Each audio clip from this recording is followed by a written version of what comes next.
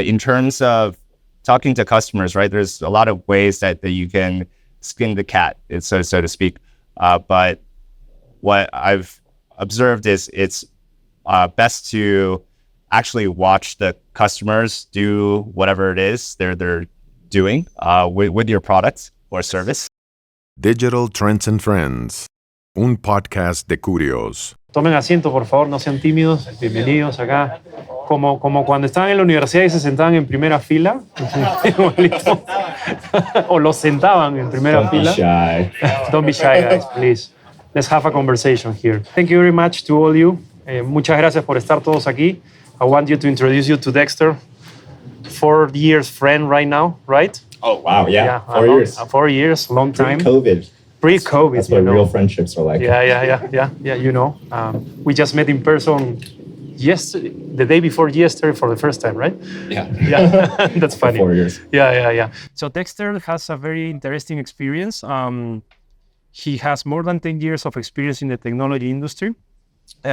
He had worked at companies like Dropbox, Xendit, which is a large unicorn fintech in Southeast Asia. He has been leading growth and product management teams, around 70 people, probably more. In the case of Dropbox, he increased the revenue more than $50 million in ARR. So it's pretty impressive, Dexter, and would love to have a good conversation with you here. So the first question I would like to ask you is, please introduce you a little bit more. Tell the people here about your background, your story, how you got into tech, and right now to Mexico.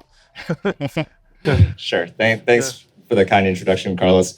It was a 50 million ARR businesses. I didn't grow all of it, but Your part grew it to a certain extent. But my introduction is, I'll start with university. So I graduated from Dartmouth College, which was in the East Coast of the US. And during college, I was really fascinated by technology in Silicon Valley. And I really wanted to make it to Silicon Valley. So, like a lot of people, you want to go there, right, to start your tech career. So that's what I did. I moved from the East Coast of the US to the West Coast to San Francisco. And I joined a Greylock-backed startup called Creative Live. It was an online education startup. I also worked in growth and product there. I learned a lot from that experience, but it was a small startup, like around Series A. After 2 years, I went to Dropbox. That's where I really got to work at scale. When I joined Dropbox, it was around 1,000 employees, but the growth team was only about 6. So we were pre-IPO and really pushing monetization to really grow revenue at that point in time. So that was for the main IPO. focus. Yeah, For the IPO. Right? Yeah, for the IPO. We need to make money. And then I was there for over 3 years. I stayed until past the IPO, and our growth team grew from about 6 to 65 million. There, I worked on our what we called our over quota experience. Basically, when you go on the app and then you run out of space, then that was one of the experiences that I managed. That ended up driving about 40-50% of the consumer business at that point in time. And then I switched to the mobile business, and we built a mobile growth team for the first time. So that was a really great growth and monetization kind of focused experience. We ran a lot of experimentation. So a lot of our kind of work was product-based experimentation. So you probably hear a lot about product-led growth now. But at that point in time, no one called it product-led growth. It was just growth. And there's still a lot of, I think, excitement around, what is this growth experimentation thing? You wouldn't see any content about it online. I mean, now we have like Curious, right? And we have these different resources for it. But at that point in time, the only way you could learn about this stuff was by working at these companies. Correct. Or, trying to meet the people who worked at these companies and ask them lots of questions. So I was very lucky to have had that experience. But after Dropbox, I made the decision that I wanted to try working internationally. At the time, there was a lot going on in Asia. So after doing some traveling, I actually decided to join a fintech company in Southeast Asia called Xendit. So Xendit was backed by YC. It's also backed by some top Silicon Valley VCs like Excel and Kleiner Perkins. And they pretty much started as a e-wallet app. Actually, no, they started as like a consumer remittance app, and they pivoted into an e-wallet app, and then they pivoted into a payment gateway, kind of like a Stripe for Southeast Asia. And when I joined, it was already a payment gateway, and it was growing very quickly. And I joined at the pre-COVID, like right when COVID was starting, and then for the past few years, then worked on our product and growth teams there, and built our products, one of our product organizations, to about 70 people across our tech teams and product staff. That's awesome. That's awesome. Let's dive deep a little bit more in your experience at Xendit. So we have seen that Xendit has been growing really, really fast. What would you say are the most important growth levers, principles, or things that you, let's be pragmatic, some things that you have seen that worked there, or some things that didn't work? Can you elaborate on some examples on the growth piece? Mm-hmm. Absolutely. So one of the things I'll just mention is that Southeast Asia was never on the map for tech investors or tech workers. Probably like how Latin America hasn't been on that map until like recently, or like hasn't been as interesting, right? So at the time, there was a lot of new kind of interest in fintech, because they could, investors could see that, oh, maybe there's an opportunity to take what's working in the US, like with e-commerce and fintech, and apply it to these Asia markets. And at the time, they also saw, like in China, you had these really big fintech apps that became very successful. For example, like super apps, right? You've probably heard of super apps. So there's one in China called WeChat that became very successful. So investors were inspired by these examples, and they want to see if that could work in Southeast Asia. So when I joined Xendit, I think what was good was the market timing was kind of right. And I think a lot of people don't talk about market timing, but I think that's really important. So around 2016, 2017, 2018, that's when a lot of new fintech companies were started in Indonesia. So Xendit is based in Indonesia. And a lot of those companies ended up becoming Xendit's customers as well. Some of Xendit's first customers were these new startups. And because of that, they were able to, they were great customers because we could move fast and we could learn a lot working with these customers, and we could build a lot of new capabilities for them and adapt very, very quickly and iterate a lot. So I think one of the things was market timing, but another thing was the focus on building what customers want. That's another principle that I think YC instilled in Xendit, and also Kurios, right? That focus on building what customers want, and constantly seeking out what customers want, listening carefully to their needs. And the third thing is experimentation. So Xendit was very focused on building teams explicitly for experimentation. We had teams that managed kind of the existing products and existing businesses, but then we also had kind of like special forces or tiger teams, if you've heard of that, where there were teams designed for 0 to 1. And that was something unique, and I didn't see in a lot of places, even in Silicon Valley.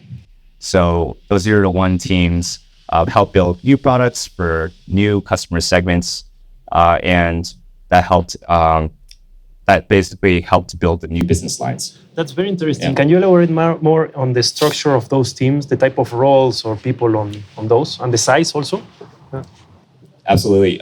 So the experiment teams were different than what we called the business as usual or BAU teams. Yeah. And the people that we hired for those roles were different. So I initially was hired for the experiments team, but I ended up moving to the more BAU side of the org and kind of was in the middle. So the BAU team had more of a kind of scaled skill set. They were really good at operating at scale, and they were, they could manage more of the processes, and they could work on taking an existing thing and making it better. But then we also had teams on the 0 to 1 side where it would be more of a generalist, let's say, and they had to do everything. So this team also reported to the CEO and was given very limited resources. So there was a lot of constraints, and that was done on purpose. Because they had very little resources, lots of constraints, then they had to get very creative with how they solve their problems. And the people that were hired for those roles could be more creative, and they had to be very curious, right?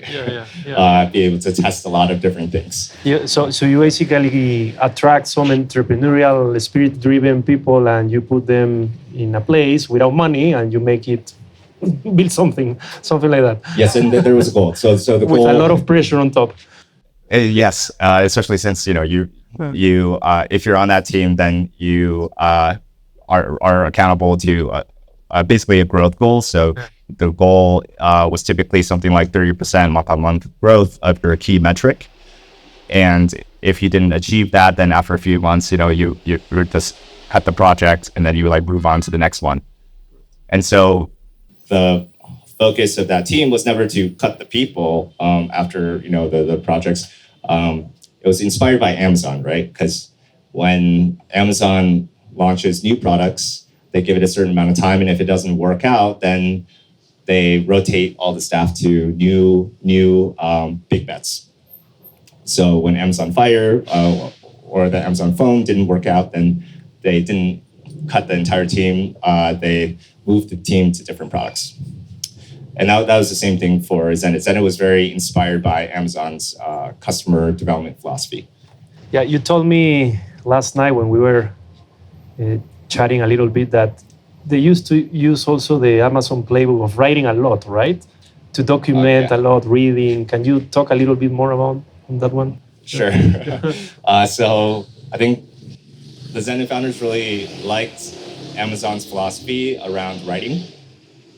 So if you're not familiar with Amazon, they have a very strong writing culture where when you go into a meeting, then the expectation is that the person who's organizing the meeting has a document. And the document is what they call a 6-pager, because typically it was around a few pages. And it would be kind of like a proposal of, oh, here's some context, here's the problems we're trying to solve, here's the actual solutions, and here's the decision that we're trying to make in this meeting. And for the first 10 minutes of the meeting, you would just read this document. And so everyone's just quiet, they're just reading this document. And then after 10 minutes are up, then you'd start asking questions and having a debate or a discussion around that document. So Amazon was known for that kind of process or culture. And Xendit was inspired by that, and we brought it over, which was kind of unique, especially in Southeast Asia. There's not a big writing culture over there. Everyone likes just to talk face to face, right? That's more of a normal thing to do over there. Probably the same here too. But that writing culture was really useful, especially when COVID hit. When COVID hit, a lot of companies in the region really struggled because everyone was used to working face-to-face. Yeah. But I think Xendit was better at navigating that situation because everyone was already remote. and the writing culture helped make the remote culture feasible. Yeah. Good. Let's go back to the experimentation part. So when you experiment, you try many things. How do you decide in which bets you can double down and scale those and maybe cut it off the others? How do you do that? To be honest, I can speculate, but I don't know exactly what was the kind of priority list in the CEO's mind. But he had a list. He definitely had a list. I don't think he ever shared this with anyone, but he had a list in his head, and it was typically, how he explained it was that it was typically based on market size. So he wanted the experiment team to go after big market opportunities. They should be a big bet. Okay. And it should be something that can grow fast, right? The 30% month-on-month goal was something that he held all the teams accountable to. And the third thing is he wanted the team to have a defined time frame, right? And something they could do with very limited resources. And he wouldn't invest additional resources into that product until there was some validation. Like after 3 months, you hit all of your growth goals, then he might be like, okay, maybe you can finally not do something manually and you can have an engineer.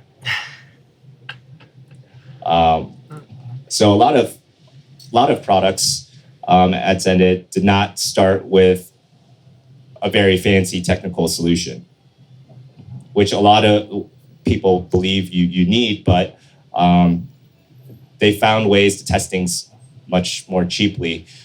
So one example of this is, Xendit is a payment gateway kind of solution, but it had to pivot from the e-wallet kind of product to the payment gateway kind of product.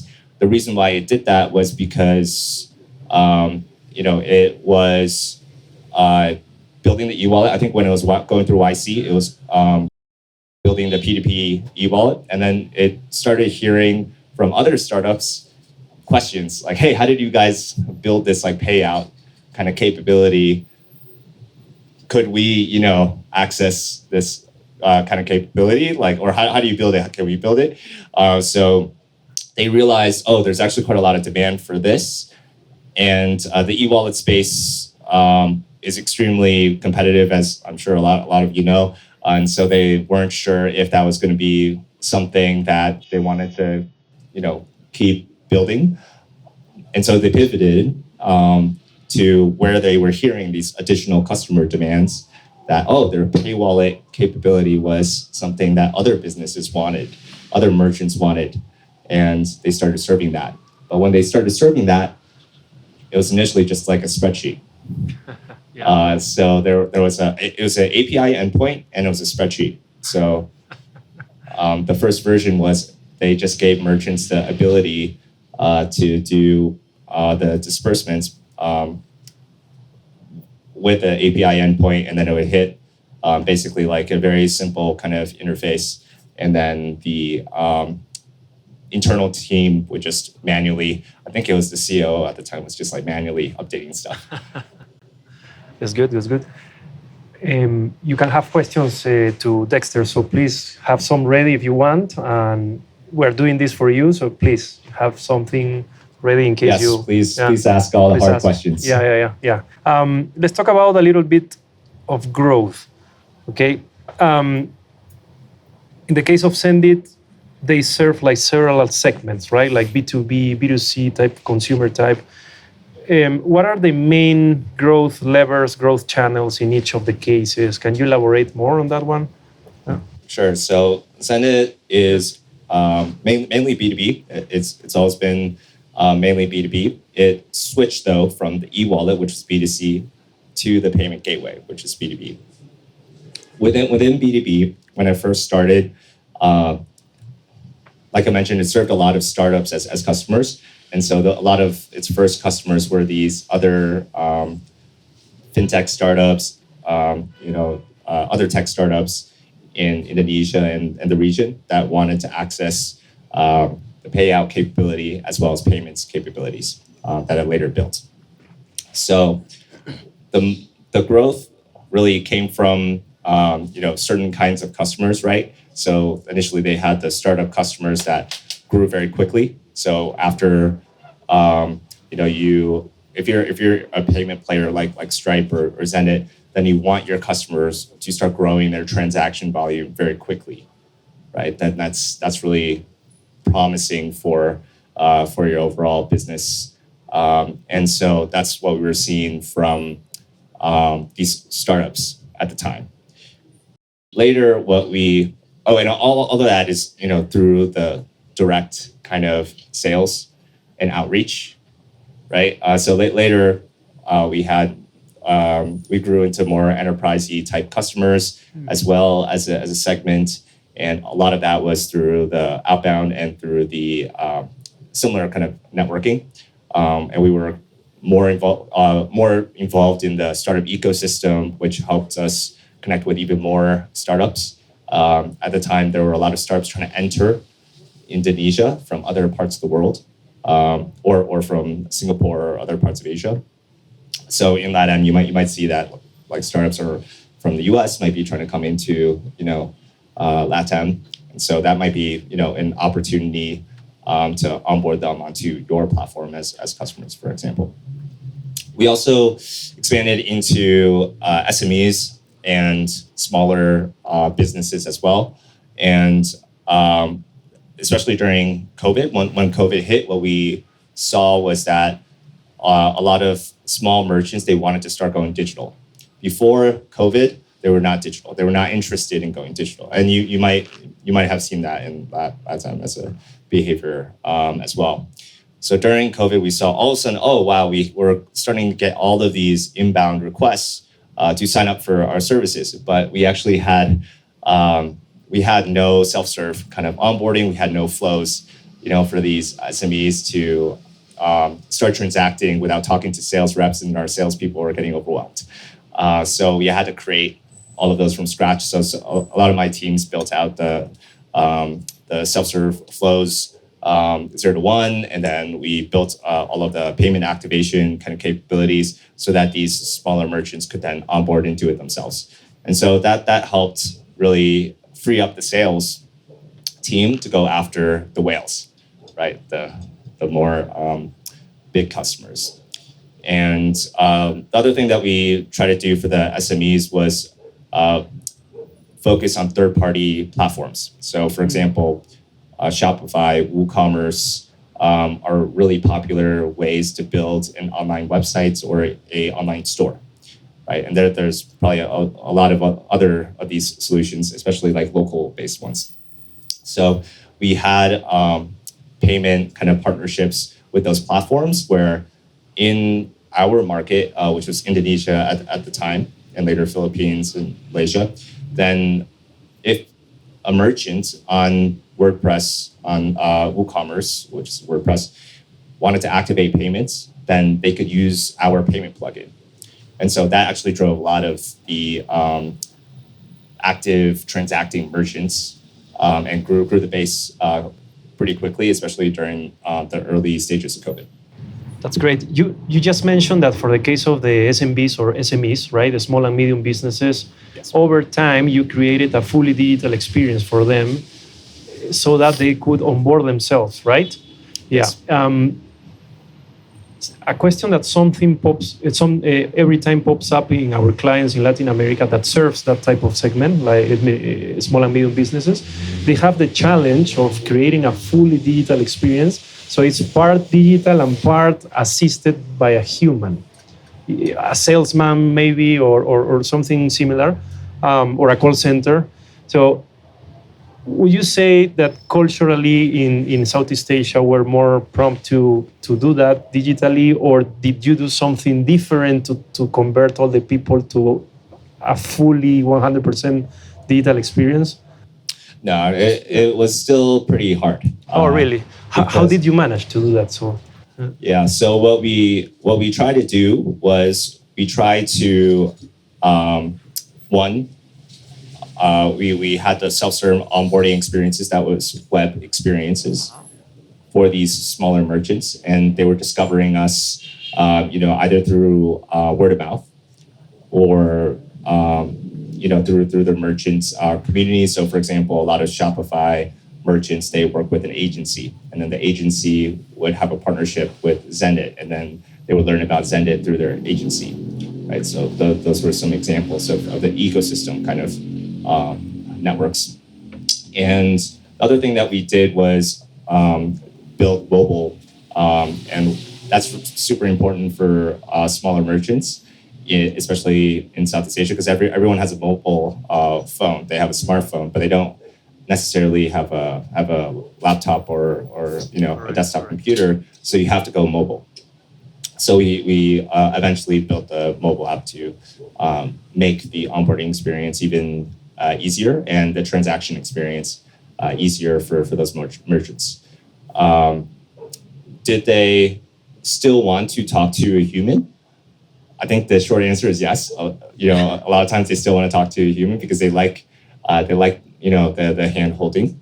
But we tried to make that a lot easier through the mobile app, so that, for example, like KYC was something that used to be super long, and then cut it down to an instant KYC for individuals. So it used to take maybe a day or two for them to activate. We made it instant, and then we also made certain payment channel activations instant.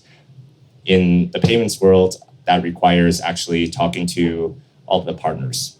So you have to work with each of the partners then to unlock that capability for your merchants.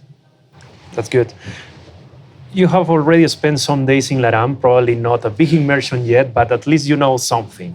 Have you seen some similarities between this market and Southeast Asia and between those two and the US?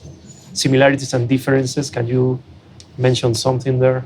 Yeah, caveat, I've only been, been here for a few days, so I won't have too much, but in terms of what I'm observing in terms of the similarities in the markets is that Southeast Asia was developing and becoming a digital economy, right?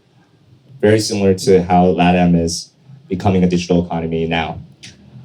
And in terms of the kind of emerging market kind of dynamics, that's also similar, where there's a rise of kind of a middle class, and people kind of moving up in terms of their socioeconomic kind of situations, and as a result, they're able to also increase their purchasing power for like e-commerce and all of these new digital kind of goods. So in terms of those market dynamics, that's a little similar. I think the difference is where Southeast Asia is more fragmented, I think, as each of the countries have very different cultures, they have different languages, whereas in LATAM, everyone speaks, there's Portuguese, but a lot of people speak Spanish, and so there's a commonality there, and there's it seems like more unified in terms of culture and kind of way of doing business, and that might actually make it kind of faster to grow into something bigger in LATAM. So those are some similarities. Great. And from what you have seen here in the fintech industry or digital banking, and your experience in Southeast Asia, which is probably some years ahead, what would you say are the next steps in fintechs or digital banks here for LATAM? Yeah. Mm-hmm. For sure. So I think what's really encouraging to see from the LATAM region is, in Asia, we initially saw India create the UPI kind of payment network, so making payments pretty much commoditized, like really instant and affordable for all of the consumers to use in India. And then similarly, we have Pix doing that for Brazil here. And what I'm excited about is seeing the emergence of kind of more of these kind of like regulatory kind of networks and improvements. So Southeast Asia has been trying to build a lot of those as well. So, for example, if you are in India, you can actually do a bank transfer to now Singapore via the UPI network. And I think Singapore can also do that with Thailand. So there's starting to be these kind of like country to country kind of bank transfer and payment networks being created. So that requires a lot of the regulators to keep pushing that forward, and then for the technologists to keep following or collaborating to build out that infrastructure. So that a lot of that digital infrastructure is getting built there. And similarly in LATAM, I know over the last couple of days we talked a bit about some examples of the governments creating that digital infrastructure.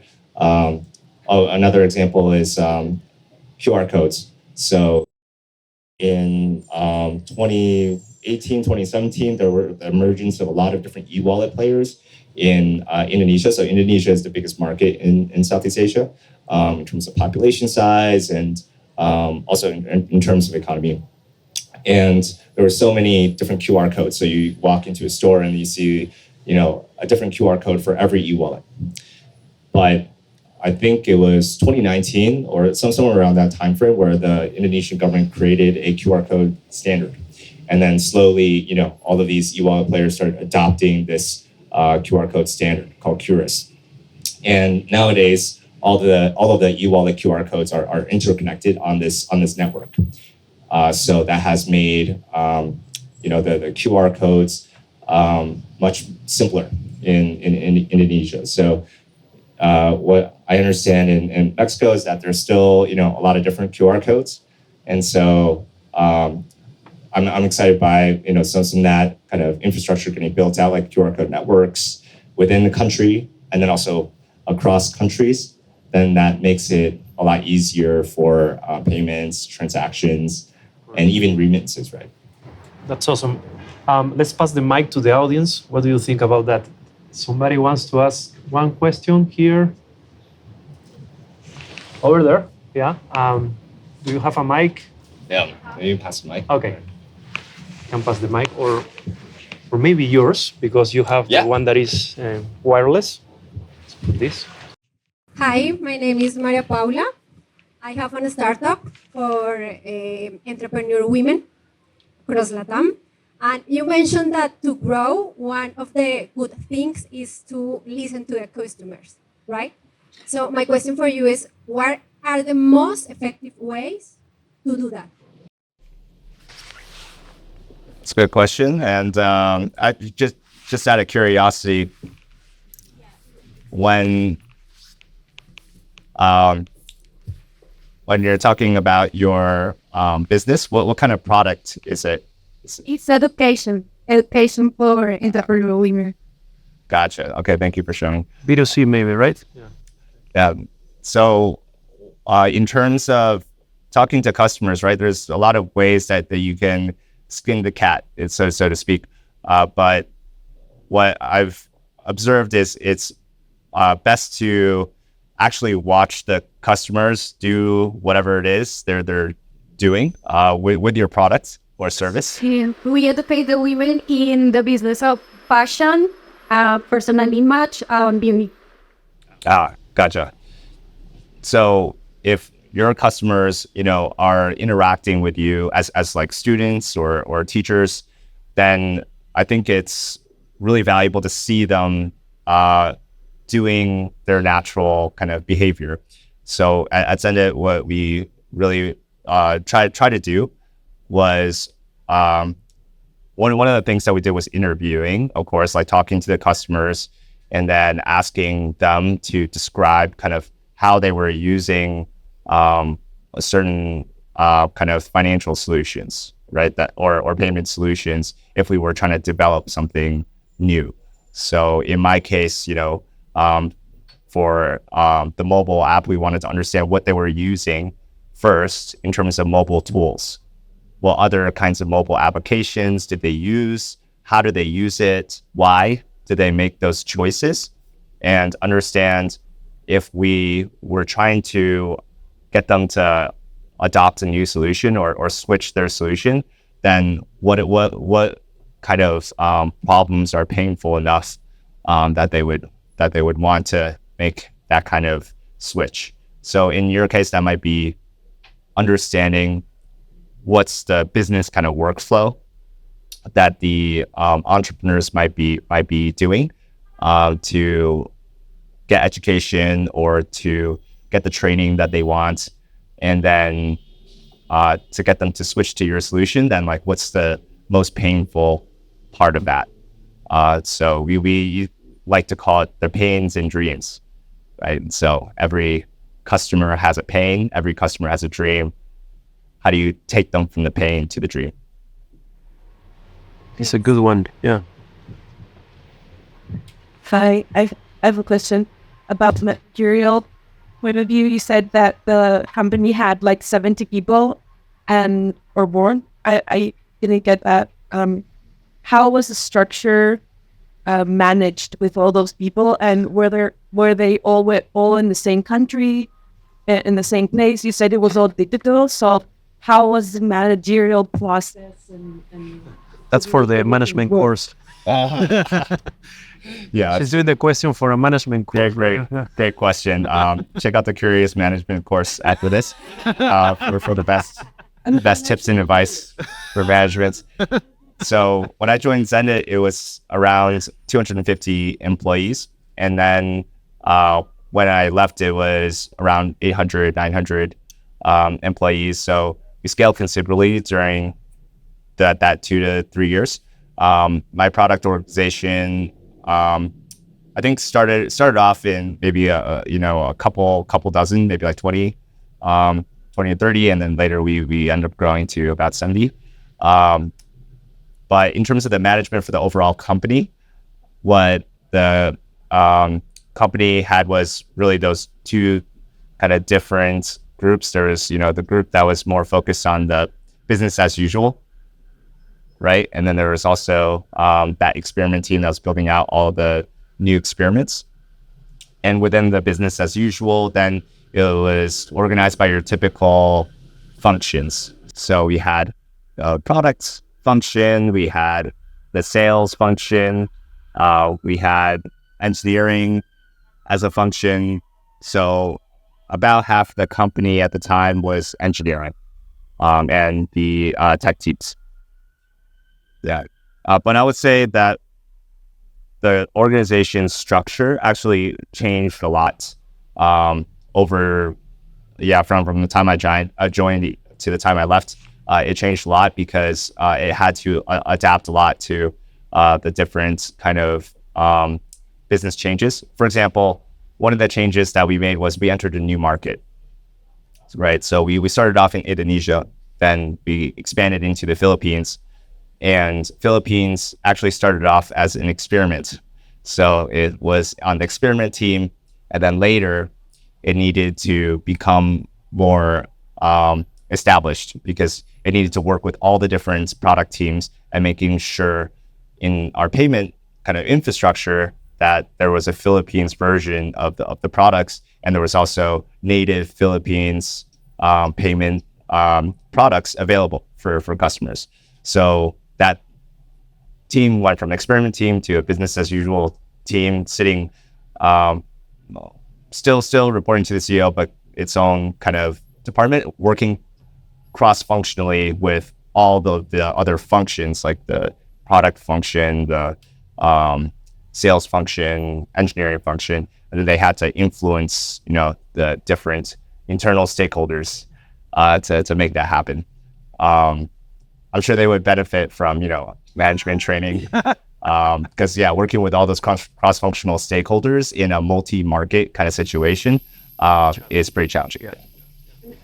Last question, how was the language barrier? Did you do everything in English, or were you studied in Mandarin? So everything was in English. And fortunately, I think there was a culture of English and writing in English. So that made it a little bit easier for new people to come in and understand what's going on. But when the company first started, it was started in Indonesia. And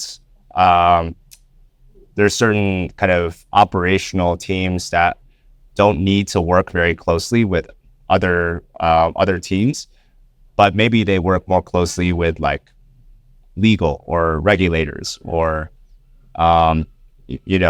external parties where they need to speak the local language, in that case Bahasa Indonesia. So those staff we didn't necessarily hire with like a very high kind of expectation of like, oh, they have to know really great English, but they had to be able to work effectively with the external parties. That's to my knowledge. Yeah. Okay, Juan.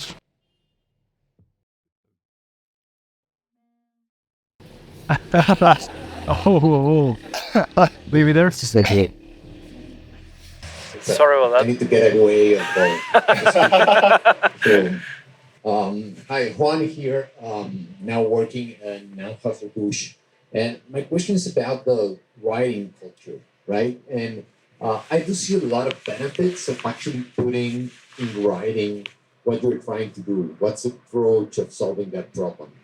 But what I found very challenging is teaching a very established old company that used to just produce beer to start writing and documenting and actually being more effective on solving the technology problems that they're facing, right? So what will be your advice and what actually worked at Xendit to establish these writing and documenting culture?